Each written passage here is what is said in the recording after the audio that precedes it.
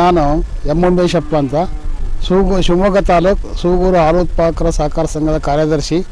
ನಾನು 1986-87ರಿಂದನೂ ಸಂಘದಲ್ಲಿ ಕಾರ್ಯದರ್ಶಿಯಾಗಿ ಕಾರ್ಯನಿರ್ವಹಿಸುತ್ತಿದ್ದೇನೆ.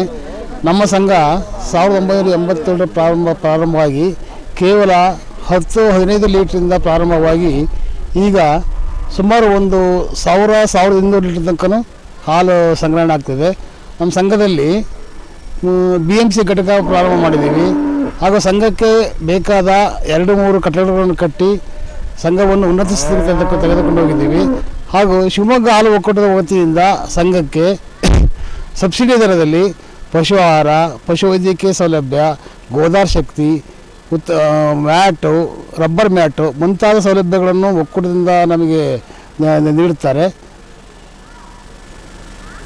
ಹಾಗೂ ಶಿವಮೊಗ್ಗ ಪಶುವೈದ್ಯಕೀಯ ಇಲಾಖೆ ಮತ್ತು ಪಶುಪಾಲನಾ ಇಲಾಖೆ, ಪಶುವೈದ್ಯಕೀಯ ಮಹಾವಿದ್ಯಾಲಯ ನಮ್ಮ ಸಂಘದ ವತಿಯಿಂದ ಸುಮಾರು 2-3 ಸಾರಿ ಸಂಘದ ಉತ್ಪಾದಕ 500 ಆಸ್ತಿಗಳಿಗೆ ಚಿಕಿತ್ಸೆ ನೀಡಿಸುತ್ತಾ ಪ್ರದರ್ಶನ ನೀಡಿ ಬಹುಮಾನವನ್ನು ಸಂಘದ ವತಿ ಎಲ್ಲ ಇಲಾಖೆ ಸೇರಿ ಕೊಡ್ತಿದ್ದಾರೆ.